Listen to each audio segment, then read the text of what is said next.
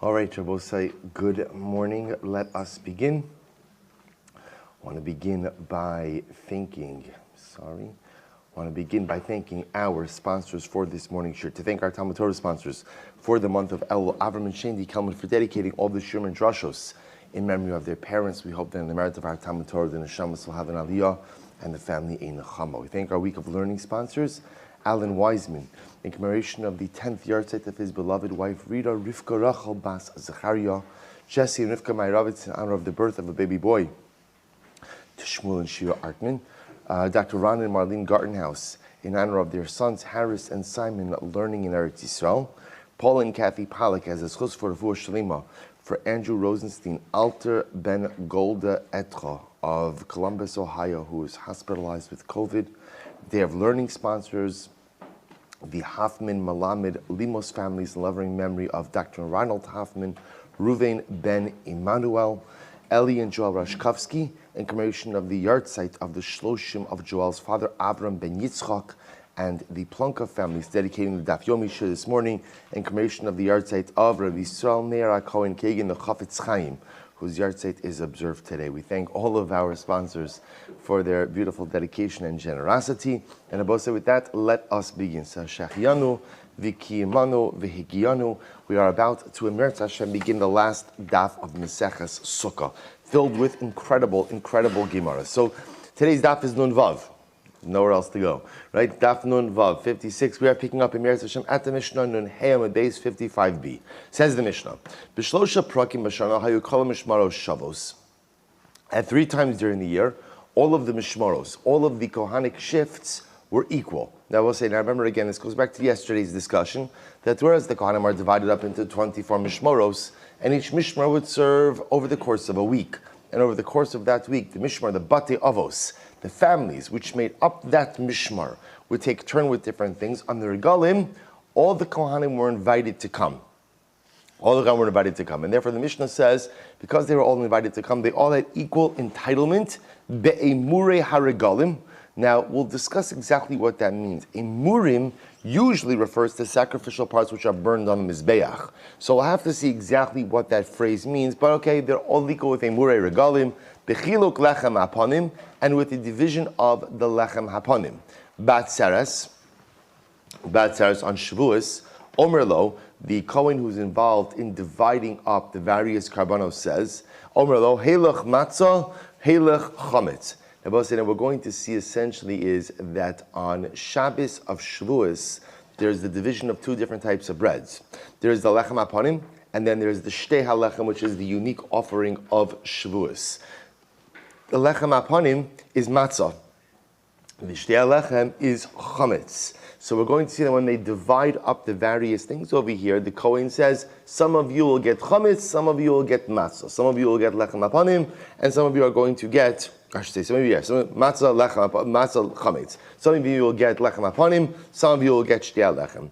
Mishmar shezmano kavua. Now, here's what's interesting. Remember, on any given regel, even though everyone is invited to come and serve, lemaisa, there was some mishmar whose actual shift it was. Because remember again, the calendar was divided up. So there was an on-call mishmar even during the regalim, which of course is quite fascinating, because what that means is it was someone's week, yet all of the kohanim are invited to participate. So the Mishnah says, Mishmar shezmano kavua, hu makriv tmidim nidarim nidav v'shar kavanos tzibor hu makriv esakol. We're going to see, I will say, that again, as much as we say all the kohanim are invited to serve, and all the kohanim are invited to partake, they're invited to partake in things that are Yom Tov centric. But let's say again, the normal everyday karbanos. For example, again, what he says as the tamid, the nidarim, the nidavos, shar karbanos tzibor, other communal offerings which have nothing to do with Yom Tiv, those are assigned to the on-call shift, right? Those go to the mishmar whose week it actually is. Incredible. Says the Gemara, Emure haragalim shagavonenu. So the Mishnah said that because all the kohanim are invited to go ahead and participate in the avodah of the mikdash, so therefore what? They all get to share in the Emure haragalim. We'll say Emurim, as I mentioned before, refers to sacrificial parts which are normally offered up on the Mizbeach. So the Gemara asks, a Muri Haragom, the Kohanim don't get that. Shal Gavon inhu. That belongs to them. That belongs to Kadosh Baruch Hu. So you're dividing it up amongst the Kohanim. Rather, says the Gemara, Amar Rav Chisda, Masha Amar B'Regalim. What it means is, a Murei Regalim doesn't actually mean sacrificial parts. A Murei Regalim means Masha Amar B'Regalim. That which the Torah says you should offer up on Yom Tiv, that is shared by all of the Kohanim. So therefore, again, Abosa, what the Mishnah is making is the following distinction. All Kohanim are invited to serve on the Regalim. But yet remember, there is a Mishmar whose week it actually is, right? There is someone who's actually on call. How do you divide up the Avodah? Anything that is related to Yom Tiv, all the Kohanim get to participate in. Anything that is non-Yom Tiv centric, the Tamid, other Karbanos Tzibor, Nidarim and Nidavos, those are the domain of the on-call shift. Incredible. How do you know that all of the Mishmoros have equal rights in the Yom Tov Karbanos? Talmud Lomar, Uba b'chol avas nafsho v'sheres. Because the pasuk says he will come with all of the desire of his heart and he shall serve. So the Gemara is understanding, interestingly enough, that is a reference to the Kohen on the Regalim. He will come and he will serve. Yachal af b'shai mos hashanah. And you might have thought that a Kohen could just roll into the Beis Hamikdash whenever he wants to do the avodah. Talmud Lomar me'achad sha'arecha. The pasuk says, from one of your gates. This is so beautiful. Lo amarti ela b'shah shekol Yisrael nichnasim b'shar echad. When do Kohanim have the ability to go ahead and show up and do the avodah as they please? Only be'achad sha'arecha. Let's listen to how beautiful this is. Only when all of Klal Yisrael is coming in through one gate. When is all of Klal Yisrael coming in through one gate? There's a reference to all of Klal Yisrael coming in through the gate of Yerushalayim. The gate of Yerushalayim, ultimately, again, the Regalim. So truly beautiful. Only when Klal Yisrael is all coming in through one gate that every Kohen has the right and the ability to show up to do avodah. Beautiful. And remember again, the Kohanim also all share in the division of the lechem aponim.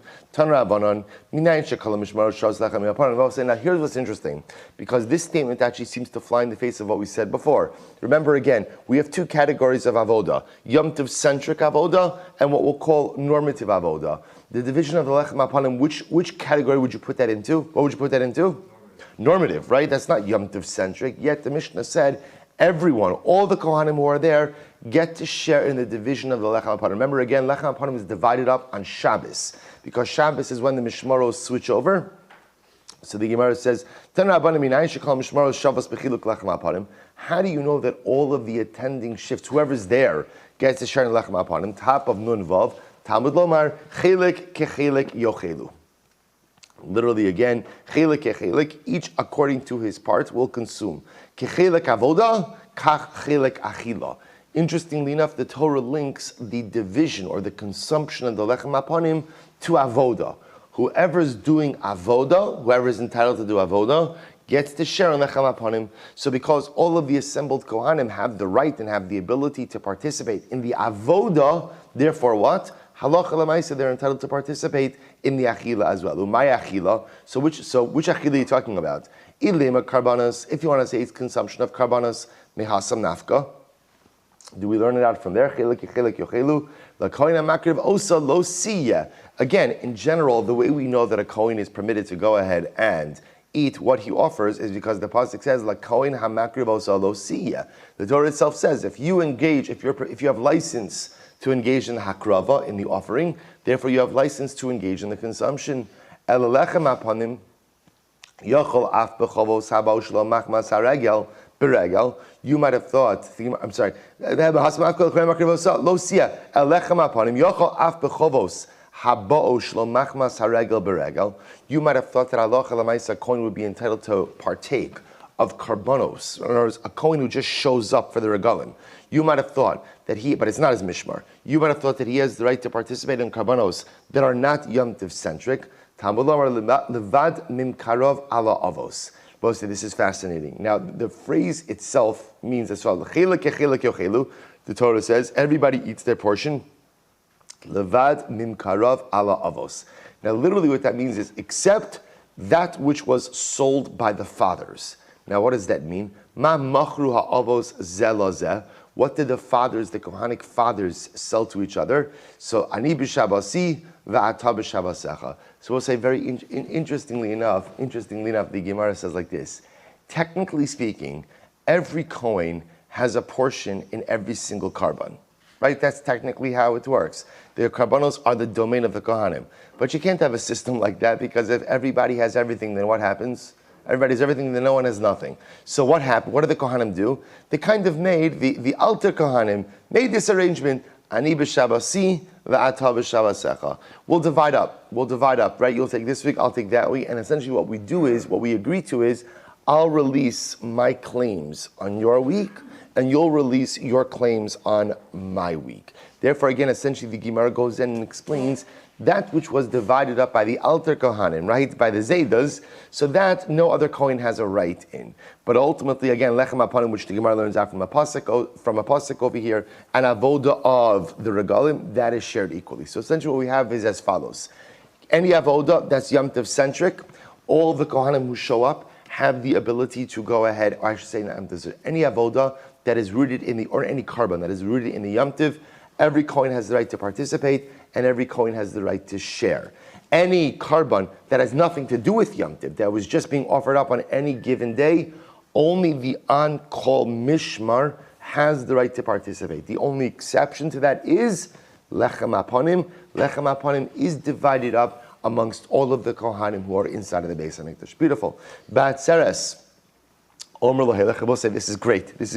So remember again, the Mishnah said that when you have Shabbos, Shavuos, there'd be two different breads which were divided up. The lechem aponim, which is matzah, and the shtei halechem, which is chametz. So the Kohen who's doing the division, he would say, Heilech matzah, Heilech lechem. You take matzah, you take lechem. Right, that was a lashon. Heilech matzah, Heilech matzah, Heilech chametz. You take matzah, you take chametz. We'll say, watch this. This is great. Getting us ready for Yom Tov. Itmar, Rav Amar, Sukkah, v'achar kach zman.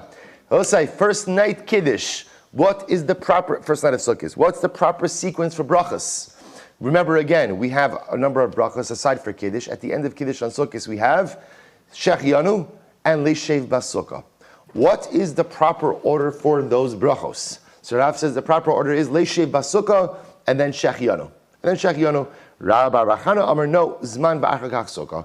He says, no, Allah L'maisa, first you should do Shechianu, then you should do Leishev Basukah. What's the machlokes? Rav Amar Sukkah v'achar kach Zman.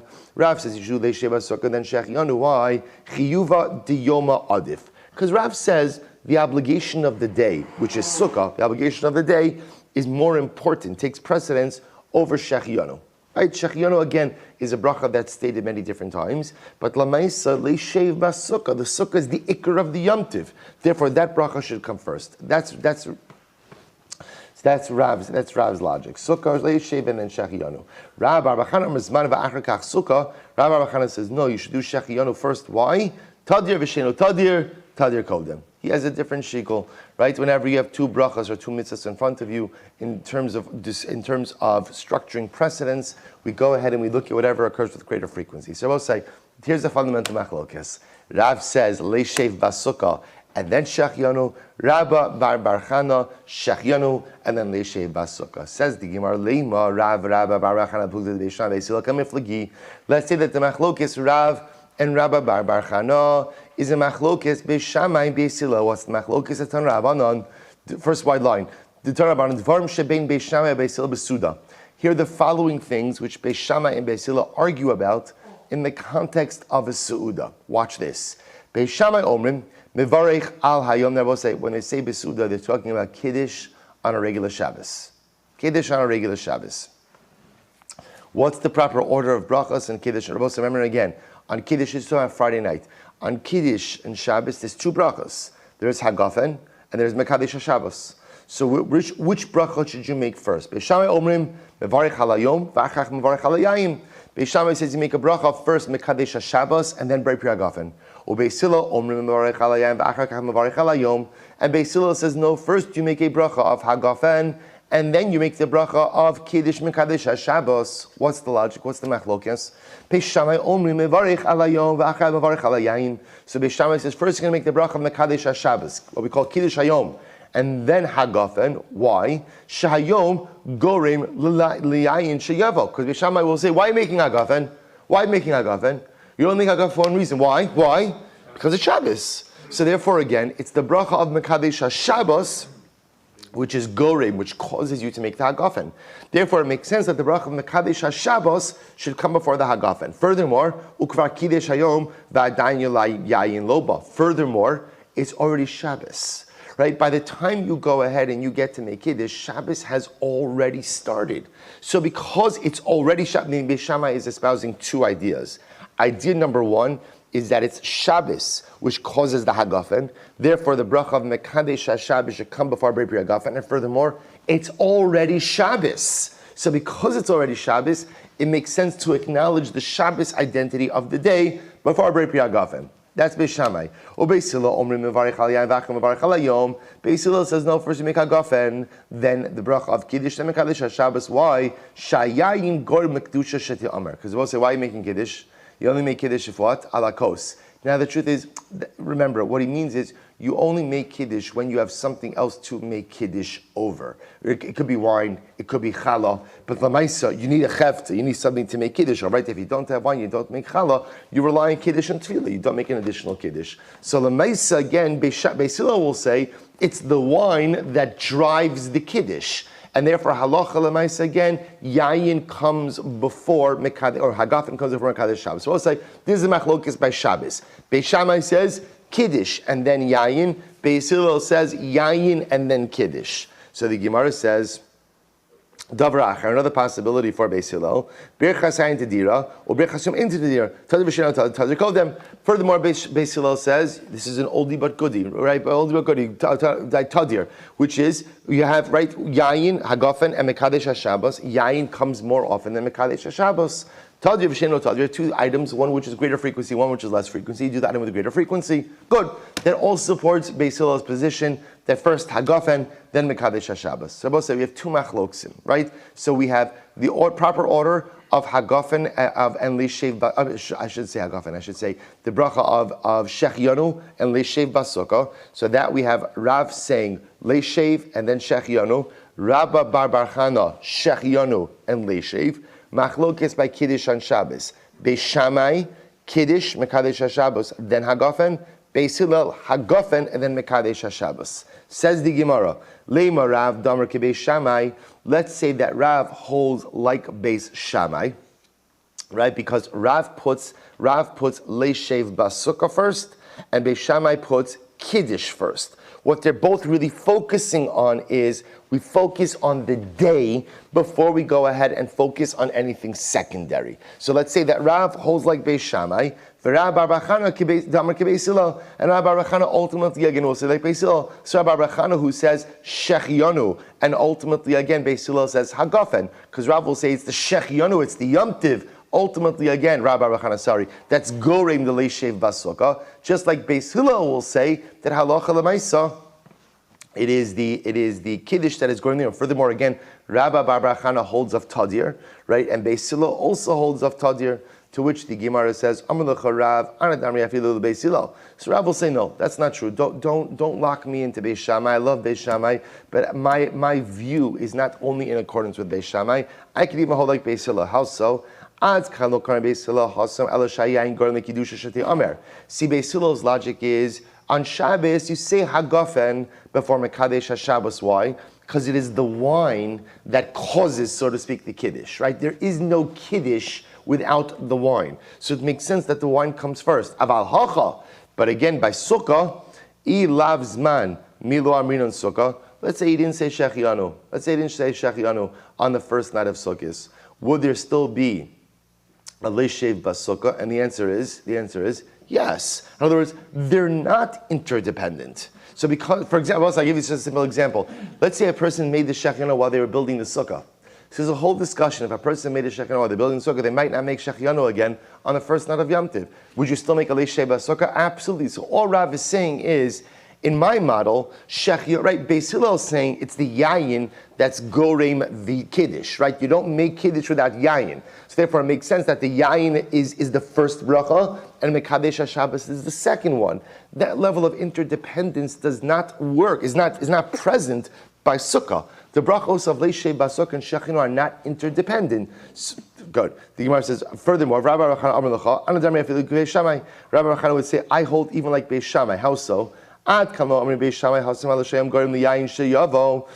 by Shabbos, Beis Shammai holds, you make Kiddush before Hagafen. Why? Because it's the Shabbos that causes ultimately again Kiddush to occur, or Yayin to occur. The bracha yayin to occur. But over here by Sukkah, ilav sukkah milo arminan zman. Let's say you don't have a sukkah. Would you still say shechianu? And the answer is yes, because you're making a shechianu ultimately again on the Yom Tiv. So the Gemara will say, so listen to this. So why, besides the fact that this is riveting, why are we bringing this up here? So I'll tell you why. Watch this. Tanan. The Gemara wants to prove a point from our Mishnah. What does our Mishnah say? Ba'atzeres on Shavuos, when all the Kohanim are gathered in the Beis HaMikdash, and it's Shabbos, Shavuos, Omer lo Heilich Matzah, Heilich Chametz. Right, what happens? The Kohen who's dividing everything up says, Heilich Matzah, here, you take Matzah, both again, remember, what's Matzah? Lechem Apanim, right? You take Matzah, and you take Chametz. Chametz was the Shtei HaLechem, the unique offering by Shavuos. Now watch the order. So the Gemara says, the fact that it says Hilach Matzeh puts lechem upon him before Shtei HaLechem. So the Gemara says, the chametz ikar umatzah tafel. Yet Rabbi say it's Shavuos. It's Shavuos. So the primary offering, right? The primary offering is the chametz, is the Shtei HaLechem.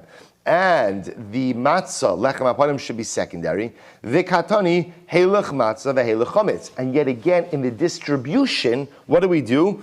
We put ultimately lechem aponim before matzah. This seems to be what? Tiyufta de Rav. This would seem to be a refutation of Rav. Both say why? Because going back to Sukkis, Rav said we say leishev basukah before shechianu. Rabbi Bar Chana said we go ahead and we say shechianu before sukkah. Why? Tadir v'sheno tadir, tadir kodem. It will say when you're distributing lechem upon him and shtei lechem, it would appear which one should you distribute first? Which one should, right? Lechem upon him. Why? Tadir v'sheno tadir, tadir kodem. But yet that's not what we do. I'm sorry, that is what we do, excuse me. So we go ahead and we distribute the lechem upon him before we distribute the shtei halechem, which would seem to support the position of Rabbi Bar Chana, just like shechianu comes before leishev, and refute Rav's position. Tiyufta de Rav, Amr l'charav, Rav will say no. Tanahi, it's a machlokes tanoim, v'hadisanya heilech matzah, heilech chametz, and that's which the Mishnah says, take matzah, take chametz, take lechem upon him, take shtei halechem. So the Gemara says, Tanahi, Disanya, Heilech Matzah, Heilech Chametz, Abashal Omer, Heilech Chametz, Heilech Matzah. Shavuot say, this is fascinating. So Rav will say, no, don't be so quick to say the Mishnah refutes me. The Mishnah is also machlokes. What did the Kohen say? Did the Kohen say, Heilech Chametz, Heilech Matzah? Did he distribute first Lechem upon him and then Shtei Lechem? Or did he distribute Shtei Lechem and then Lechem upon him? And we'll say, what's that machlokes? It's incredible. It's the same machlokes, Leishei Basukah, Shechianu, Shechianu, Leishei Basukah. Isn't that incredible? So you have this tension in halakha, in general, between the primary identity of the day versus tadir, which takes precedence in halacha, both alts brachas as well as in the distribution of shtei lechem and lechem upon him. Incredible. Says the Gemara, Darash Rav Nachman bar Rav Chisda, lo kedivrei Rav do amar sukkah va'achar kach zman. Right. So Rav Nachman darshin, the halacha does not follow Rav, who says that first you make a leishev and then shechianu. Ella zman va'achar kach sukkah. Rather, the proper order is to first say shechianu, then leishev basukah. But Rav Sheshes braid Rav Idi amar sukkah va'achar kach zman. Rav Idi said no. The proper order for kiddush is first to go and make the bracha of leishev and then to go ahead and make the bracha of shechianu. Vehilchasa sukkah va'achar kach zman. And the halacha is first we make the leishev basukah, then we make the shechianu. So we'll say, this is a very important piece of halacha l'maisa. How do we paskin? So the Shulchan Aruch, in fact, goes in and paskins like Rav. Namely, again, that when we make kiddush, first we make leishev basukah, then a shechianu. The logic behind it is because the shechianu devolves on two things, on the Yom Tiv and on the Sukkah. Now, there's an interesting discussion. What do you do second night of Sukkot? So here there's an interesting machlokes. So the Shulchan Aruch quotes the opinion that on the second night we make the Shechianu and then the Leishev Basukkah. And the logic behind that is because we've already made the Shechianu on the Yom Tiv and on the Sukkah, so therefore we reverse the order. The Mishnah Berurah quotes many opinions who disagree with this and say that on the second night is proper to preserve the same exact order as the first night. This is one of these beautiful halachas where the Shulchan Aruch says, the Mishnah Berurah says, Da'avid Kimar Avid, Uda'avid Kimar Avid, whatever you do on the second night, you're fine. Meaning first night, everyone agrees, Leishev and then Shechianu. Second night, differences of opinion, but whatever you do, whichever order of brachos you do, halacha l'maisa, you're covered. Leishev Shechianu. Leishev Shechianu. Yeah, but I'll give you the Mara Mokum. You can look at it. You can look at it in Eretz Hashem on your own. It's Simin Tafresh Mem Gimel. Seidra Kiddush Yayin Kiddush Sukkah v'Achar Kach Zman. That's how Shulchan Aruch paskins. So again, it's Yayin Hagofen Kiddush Mekadosh Yisrael v'Azmanim Leishev Basukkah and Shechianu. And then again for the second night, the Shulchan Aruch discusses that in Simin Taf Reish Samech Aleph. Good Mara Mokumos. Says the Gemara. Both says go weiter. Mishmar Shezmano Kavua Ushar Karbanos Sibor. So let's remember again. The Mishnah made the distinction between karbanos that are Yom Tiv centric versus we'll call normative karbanos. So the karbanos associated with Yom Tiv, all the kohanim who are present get to share in them, but the regular everyday karbanos only go to the mishmar. So the Gemara says, Ushar karbanos sibor, other communal offerings. The Gemara says, go to the mishmar on call. La'asuye mai, what does that come to include? La'asuye par he'elam davar shal tzibor, usi'ire avodos kochavim. We'll say what that means is, if over the course of the Yom Tov, the Sanhedrin made an erroneous ruling and everyone acted on it, right? You bring a par he'elam davar shal tzibor, or again, if they issued an erroneous ruling which led to avodah zarah chas v'shalom, whoever is the on-call mishmar gets to partake of those communal offerings, and the other kohanim who are just there for the Yom Tiv do not get to participate in that. So we'll say, so again, and similarly last line, hakol, he offers everything. La'asuye mai, what does that come to include? La'asuye ketzim mizbeach. We've learned this before. Ketzim mizbeach means the halacha was that the mizbeach should never remain dormant. So if for some reason there were no either obligatory or voluntary offerings being offered up on the Mizbeach, halacha might say they had what we call a dessert fund. And what was the dessert fund? This was just a fund to go out and bring karbanos on the Mizbeach, so the Mizbeach should never be dormant. So halacha l'maisa, what comes out is as follows. All Kohanim are invited to participate in the avodah of the regalim. And because you're invited to participate in the avodah, if you're invited to participate in the avodah, then what? You're invited to participate in what? In consumption. In consumption.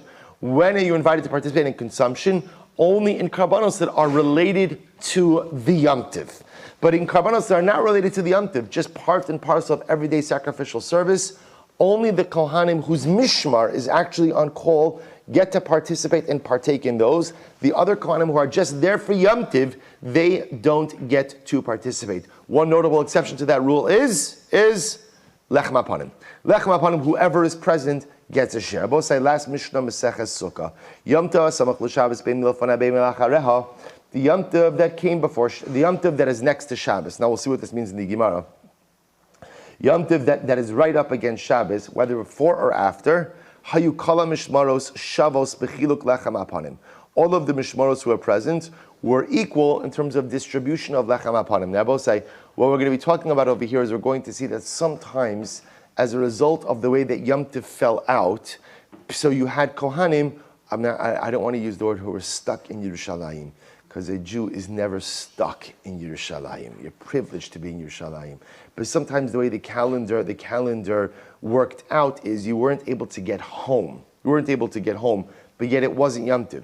So we'll see this in the Gemara. So what do you do if you're in Yerushalayim, but it's not Yom Tov, but you're there? So the Mishnah says, whoever is there, as a result of Yom Tov, it has equal distribution in the lechem hapanim. Chal yos yom echad lahafsik bein sayim. But again, if halacha l'maisa Yom Tov ended in a way where there is time to get home, but the Kohen chose not to go home, mishmar shezmano kavua hayenotel eser chalos. So the mishmar who was on call ultimately again got 10 loaves of lechem hapanim. V'amisakiv notel shtayim. And the Kohanim who remained behind ultimately again got 2 loaves. So we'll say case number 1 is where the Kohen could not get home after or before Yom Tiv. We'll discuss the case. Case number 2 is the Kohen could have gotten home, but what? He didn't go, whatever the reason, so we're not going to leave him high and dry. In that case, the on-call mishmar gets 10 loaves of the 12 of lechem upon him, and the other Kohanim who are left there, who were there, share in 2. B'shari Mos Hashanah, on the rest of the year, meaning the rest of the year means on a regular Shabbos, Hanichnas Notel Sheish, the shift that is entering, right? The shift that is nichnas, that is coming on to duty, gets 6 loaves. Vayotzi Notel Sheish, and the shift that is leaving gets 6. This is on a regular Shabbos. The Gemara says, Rabbi Yehuda Omer Nichnas Notel Sheva, Vayotzi Notel Chamesh. Rabbi Yehuda says the shift coming in actually gets 7 loaves, and the shift departing gets 5 loaves. Now, I want to point out, remember, the actual end total it's the same, right? Because remember again, if you're getting 7 as the entering shift this week, that means what? You're getting 5 as the departing shift next week. So it's interesting. You still get the same number. We'll see Rabbi Yehuda divides it up like that. The shift going in, they divide up their lechem apanim in the northern part of the Mikdash, and the ones departing ultimately divide up their loaves in the southern part. Bilga, the family of Bilga, there was also a Kohanic family, the Olam Cholekes Bidaram. They always divide their lechem apanim in the south of the Beis HaMikdash. V'tabasa kivua, and their slaughter ring was closed up. Well, so remember again, right by the Mizbeach, you had these rings that were embedded in the ground. The way it would work is they push the animal to the side, they lift the ring up, put the ring over the head of the animal, lock the ring into the ground. This way, again, the animal would be locked in place for shechita. The family of Bilga was punished, and one of their punishment was their ring was permanently closed, which meant that they were unable to slaughter karbanos. We'll discuss why they were punished. So you see over here, by the way, that Kohanic families had their own ring. I mean, come on, everybody needs their own slaughter ring. Who doesn't have a slaughter ring, right? And then again, what else? So number 1, their slaughter ring was locked up, as well as their knife cubby. Their knife cubby, right? They also say, so what's the knife cubby? Kishmo Kenhu. When you were a Kohen, you had your own knives. So remember again, there were these cubbies, these chambers in the area of the Kodesh, where Kohanim used to keep their knives, right? By the Ulam, their cubby was closed up. So the family of Bilga was punished in 3 ways. Number 1, they do their division of lechem apanim in the south, whereas everyone else does it in the north. If you're an entering shift. Number 2, their slaughtering was closed. Number 3, their knife cubby was closed. Says the Gemara, what does it mean when Yom Tov fell before or after Shabbos? If you want to say that before, it means Yom Tov Rishon, right? That Shabbos is Yom Tov Rishon, afterwards means Yom Tov Acharon. Hainu Shabbos Shabbos al Chachag. Then that's the case of Shabbos in the midst of Yom Tov. Ela lefaneha Yom Tov Acharon ulacharei Yom Tov Rishon. So what it's referring to is as follows: if the last day of Yom Tov falls on a Friday, that means that any Kohanim who came to Yerushalayim for the regal will be what? Will be in Yerushalayim for Shabbos, right? And similarly, again, if Yom Tov starts on Sunday, any Kohen who wants to be there for the beginning of Yom Tov, by definition, is going to have to be there when? Friday. So or Shabbos, I should say. So you have to get there Friday, but you have to be there Shabbos. So we'll say the idea that the Mishnah is saying is, if because of the way Yom Tov fell out, either how it ended or how it's going to begin, you Kohen, by definition, have to be in Yerushalayim for Shabbos, we make sure that ultimately, again, everyone gets to participate equally in the Lechem HaPanim. As the Gemara says, my time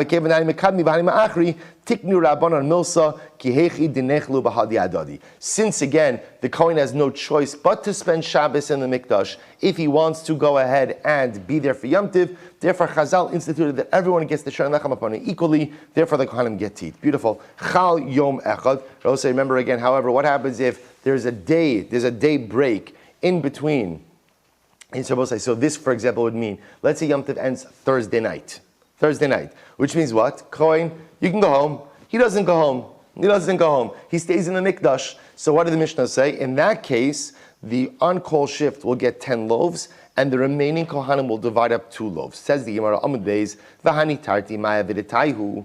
Ultimately, again, what did Rabbi say? Now remember again, the Gemara is actually not referencing this. Rabbi Yehuda, so remember the first opinion, Tanakama said, how do you divide up the loaves? 6 and 6. Rabbi Huda said, how do you divide it up? 7 and 5. 7 for the incoming shift, 5 for the departing shift. Says the Gemara, why does Rabbi Huda do that? Why does the incoming shift get 7 and the outgoing shift get 5? Rabbi Yitzchak, bischar hagafos delasos. This is very interesting because essentially the incoming shift does more work. Why? Because remember again, the shifts change over on Shabbos, which means that morning, the on-call shift opens up the doors.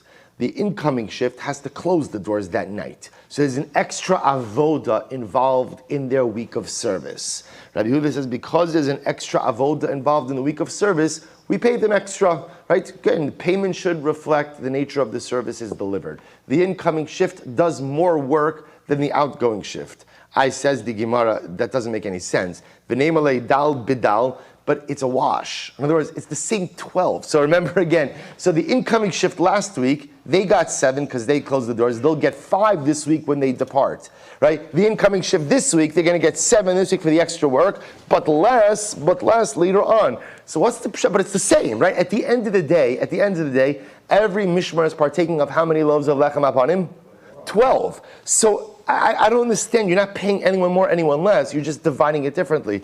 To which the Gemara says, Amar Abaye, Botzina Tave Mikra, teaches us a very important lesson. That sometimes a small gourd is worth more than a large gourd. Which means, Dr. Bose, if somebody gives you a small gourd and it's attached to the ground, right? And you have a choice. What's the choice? Let it grow and develop into a larger gourd, or take it now. Assuming it's edible and usable now, or take it now. So Abaye says, what do we learn from here? Take it now. Because sometimes if you wait to let it grow bigger, hopefully that'll become more, what happens? It could get ruined, right? It could become rotten, it could get eaten, it could get stolen. So sometimes in life there's the yesod of taking advantage of the opportunities that present themselves to you and not waiting in life for something greater which may come along. An incredible yesod. So l'maisa, at the end of the day, you're right, it's a full 12. But right now, we want to recognize them for the extra work that they've done. They're going to get less on the back end. That's okay. Sometimes in life, you have to focus on what is and not on what may or can be. Such a profound yesod. Botzina tav, it's a good line also, rolls off the tongue. Botzina tav mikra. Botzina tav mikra. It's a good mantra for life. A small gourd is better than a big gourd. I will say so many times in life, opportunities present themselves and we say, I'm waiting for something better. I'm waiting for something better. What are you waiting for? What's better? What's better? I want to improve my learning, but I'm waiting for something better. I'm waiting for this opportunity, that opportunity. What are you talking about? There are people who spend their entire lives waiting for big gourds. People who spend their entire lives waiting for the opportunity. I have no idea what that opportunity looks like. I have no idea what that mitzias is, but I know that I'm waiting for something bigger. Sometimes in life, stop waiting for something bigger and just maximize and take what is. Take the small gourds when they present themselves because it's the opportunity that's right there. Amar Yehuda, Musaf and Cholkin. And ultimately, again, with the Karban Musaf, they go ahead and the Musaf and they divide. So the Gemara Shabbos say, now this is interesting because remember what this sounds like is the incoming shift and the outgoing shift, they go ahead and they divide up the Musaf. And Meisvei, Mishmara Hayotzeis, Ose Taman Shal Shachar, the outgoing shift, they perform the Taman Shal Shachar, Umusafin. And the Musaf, Mishmeres HaNichnesas, and ultimately again the incoming shift, Ose Tamid Shal Bein Arbayim Bazichin. They go out and they offer up the afternoon Tamid and the spoons of frankincense from the Shulchan.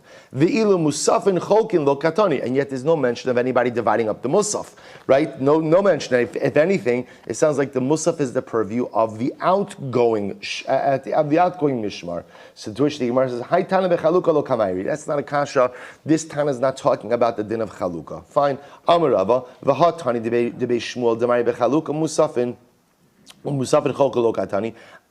Tana Debei Shmuel was talking about division, but yet he never made any reference to the division of the Musaf. The Tana Debei Shmuel, Mishmar Hayotzeis, Ose Tamid Shal Shachar, Umusafin, the departing Mishmar, they do the morning Tamid and the Musafin. Mishamra Nichneses, Ose Tamid Shal Bein Arbayim Bazichin. Ultimately, again, the incoming Mishmar, they do the Tamid Shal Bein Arbayim, the afternoon Tamid, and the Bazichin, the spoons of frankincense. Arba Kanam Ayu Nichnasin Sham. There were 4 Kohanim who went in. Shnayim mishmar zu, ushnayim mishmar zu. This is for the division of lechem upon him. 2 from the outgoing mishmar, 2 from the incoming mishmar. The Gemara said, "V'cholkim lechem apanim," and ultimately, again, they divide up the lechem apanim. 4 kohanim involved: 2 from the incoming shift, 2 from the outgoing shift. Ve'ilu b'musaf cholkim lo katani. But there's no mention to any division of the musaf in Achinami. Right? Tiyufta. We refer to the position of Yehuda, and the musaf was not divided up. Rather, again, who performed the musaf?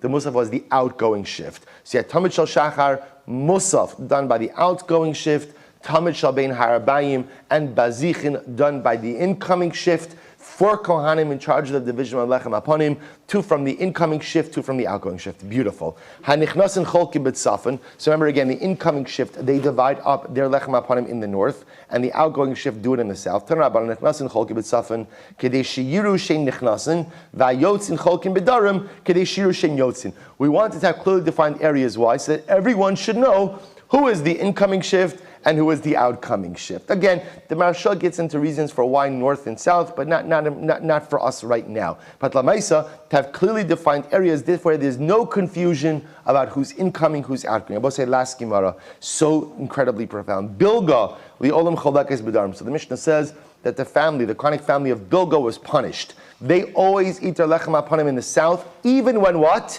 Even when they are the incoming shift. Furthermore, again, their slaughtering was closed, their knife cubby was closed. Tan Rabbanan, what happened?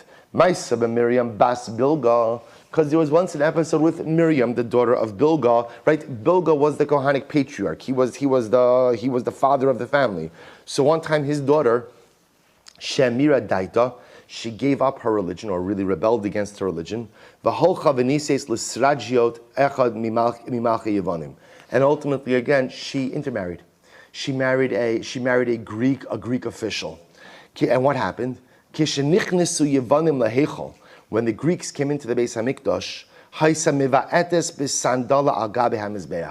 she kicked the Mizbeach. So she entered in with the Greeks to the Beis Hamikdash. And she kicked the Mizbeach. Va'omra, she said, locus. Locus means a wolf. Wolf. Ad masai ata mechala mamonan shal Yisrael, viata omid alein b'shas adchak. And Miriam Bas Bilga kicks me and she said, wolf, you HaKadosh Baruch Hu, you are a devouring wolf. You take, and yet when your children need you, you're nowhere to be found. So the Gemara says, Ukishashamu chachamim b'davar. When the chachamim heard this, kavu es tabasa, v'sasmu es chalona. When the chachamim heard that Miriam Bas Bilga did this, they went ahead and they closed up the slaughtering of the Bilga family, and they also closed up the cubby, the knife cubby. V'yesh omrim. So first version is the Bilga family was punished because of the actions of Miriam Bas Bilga. V'yesh omrim. Others say, listen to this. No, that's not what happened with Bilga. This is incredible. Mishamarta shohel lavo. Bilga was always late. Bilga was always late to the avoda. V'nichnas yishavev achiv imo, v'shim yishtachtov. And ultimately, again, so what ended up happening? So Yishavev, his brother, which was the next mishmar over, kind of ended up taking up his service. So we'll say, such an incredible yisod. When something is important, you're on time. Right? Everyone's on time to things that are important to them. If I'm late to something, whether I want to admit it or not, it just shows it doesn't have a complete importance to me. So again, Bilga is late for the avoda. You're late for the avoda? You're late for the avoda? So obviously that shows what you think about the avoda. So therefore, again, he was penalized. So the Gemara says, and even though we say normally being the neighbor of a Rasha doesn't pay, apparently for Yeshavev, for the next mishmar over, it did. Because halacha l'maisa, he got to do the avodah, or he got to participate in things because Bilga was often late. So the Gemara says, Shebilga li olam cholekes bedarim v'yeshavev echa b'tzafan. So we'll say, so therefore, 2 different versions as to why the Bilga family was punished. Either number 1, because of the actions of Miriam Bas Bilga, or number 2, because Bilga was always late. So I understand according to the second version. If you tell me that Bilga lost the opportunity to do shchita, their knife cubby was closed up, and they are penalized by always going ahead and eating lechem apanim in the south because they were late, I understand that punishment. I understand that. Because at the end of the day, at the end of the day that shows a certain lack of reverence and covet for the avodah. That makes sense. But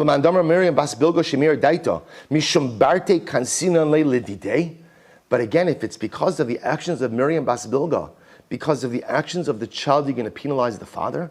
So it's horrible what Miriam did. First of all, number one, that she intermarried. Number two, that she went ahead and she entered into the mikdash with such incredible disdain. But because of that, you're going to punish the entire mishpacha. Both say this is incredible. Amr Abayi Abayi says yes. Do you know why? Keda Amri inshi shusa dianuka b'shuka. The way you hear a child talk in the marketplace, o davua o diime, comes from his father or from his mother. We'll say an incredible, look at Rashi for just a moment. Shusa biyanuka b'shuka davua odiime. Rashi says, Mashal hadyotu masha tinok medaber b'shuk me aviv o me imo shama. The way that a child talks, he hears from his mother or his father. Im lo shama me avia shay mevaze savoda lo amra kan shusa dibar. We'll say, do you understand the divrei yol? The Satmar Rebbe says something incredibly beautiful about this. He says, at the end of the day, if you notice, by the way, Chazal don't penalize Bilga, right, the Bilga family, for Miriam's intermarriage, right? Children make their own decisions. And unfortunately, we know this all too well. A parent could do everything right, whatever that means to do everything right. A parent could do everything right, but Lamaisa, children have Bechira. Children have Bechira, they have free choice, and they use that free choice in different ways. What Chazal feel is where children are a reflection of their parents, are in their hashkafas, are in their yedias, and how they speak. Right? My approach and my orientation specifically towards Yiddishkeit and towards HaKadosh Baruch Hu is embedded in me from my parents. Now it's true, I have Bechira in that area as well. You always have Bechira. And many times again, parents could do everything right, and yet my children still make their own decisions to do different things than I ever thought they would. But Lamaisa, from the eyes of Chazal, if Miriam Bas Bilga is talking this way about the Mizbeach, where do you see this idea that you walk into the Mikdash and you keep the Mizbeach locus? So Chazal felt that has to come from her father. You want to intermarry? That's between you and HaKadosh Baruch Hu. That's not our business, so to speak. But you demean HaKadosh Baruch Hu like this and you demean the Avodah, where does that come from? Where does that come from? Where does speech like that come from? Where does a mindset like that come from? But 1 second, all right, even if you're right, that right, Mr.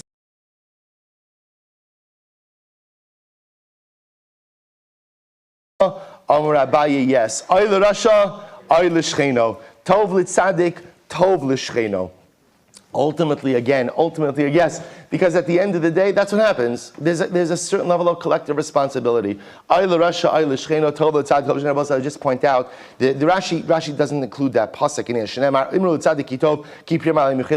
Rashi says something amazing. I know we're late. Rashi says something amazing. Where do you learn the concept of Ay l'rasha, Ay l'shcheno? This is incredible. Where do you learn it from? We know it's a Mishnah in Avos. Where does the concept learn from? Rashi says it's learned from Sara'as Habatim. Listen to this. You own a home, right? I have a home. Let's say again, what do you call the homes that have a shared middle wall? Semi-attached, right? You have a semi-attached home. So we'll say, watch this. Imagine a person lives in, right? Reuven should live in a semi-attached home. Reuven gets Sara'as on his wall. We'll say, so what's that? What happens when you get Sara'as on the bricks of your house? What happens? You pull it out. Who does that impact? Shimon. Shimon didn't do anything. The Tzaras came out on Reuven's side, right? Which means Reuven did something. It did nothing. Shimon didn't do anything. Ay l'rasha, ay l'shcheno. Rashi says that's how we learn out this concept. And the Gemara says at the end of the day, halacha l'maisa, because this happened in the Bilga family, the entire mishpacha is impacted. But I'll just end off with this. We're really going to end. The Satmar Rebbe, just to expand a little bit on what I mentioned before, he says again, I'm going to read to you, he says, because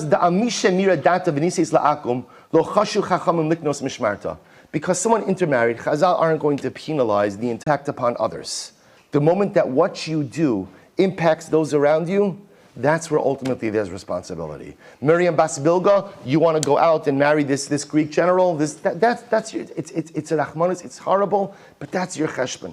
But the moment you come in and you kick the mizbeach, the moment you come in and you publicly mechalel Shem Shamayim, then at the end of the day we can't have that. Once you impact the klal, once you impact the collective, once you impact the community, that's when your transgression becomes much more heinous and much more significant. So both say we see from here so many incredible lessons. Number one, be careful what you say around your kids, because at the end of the day, they will always repeat it. But it's not just what you say, it's how you say it, it's when you say it. You talk during davening, your kid learn to talk during davening. You speak Lashon Hara, your kids speak Lashon Hara. You demean Talmidei Chachamim, your kids will demean Talmidei Chachamim. You're critical of everyone and everything and have something negative to say about everyone, your kids will do the same exact thing. But Lamaisa, the converse is also true. You talk Torah, you talk Kiddusha, you talk about the Ribbon Shalom, you speak about the privilege of being a Jew. Your children begin to speak. Our children mimic us in every single way, and we are responsible for the hashkafas that our children ultimately hold in life, because their hashkafas are a reflection of our hashkafas as well. When we sin, which we all do, we have to try to minimize the damage between ourselves and HaKadosh Baruch Hu. We have to be so careful not to allow the byproduct of our hate to spill out into the collective. Because the moment it spills out into the collective is the moment ultimately, again, where there's enhanced liability and culpability, as evidenced by Miriam Bas Bilga. Oy l'rasha, oy l'shcheno. We have to be so careful about the people we keep company with and the influences that we surround ourselves with, because everyone and everything has an impact on us. So we'll say, it has been an incredible privilege to finish Meseches Sukkah together. Shechianu, v'kimanu, v'gyanu lazman hazeh, hadron alecha acholil, u'slikala Meseches Sukkah, v'osay mirtz Hashem, and right on time. I just want to add on, Baruch Hashem, right on schedule. So I just also want to point out, tomorrow we begin Meseches Be'ah. This is another short Masechta, a whole bunch of short Masechtas going into Yamim Noraim. What an incredible schos. Yamim Noraim is all about new beginnings. All about new beginnings. And the fact that we have the opportunity for a new beginning, a new Masechta, literally again in the days before Rosh Hashanah, is a privilege she'in kamon, an immeasurable privilege. May we be Zocheh Mirtz Hashem to start the Masechta tomorrow, to start it strong together, to start strong, to finish strong, and in Mirtz Hashem to relish the opportunity we have each and every day. Mazel Tov, Shkoyach.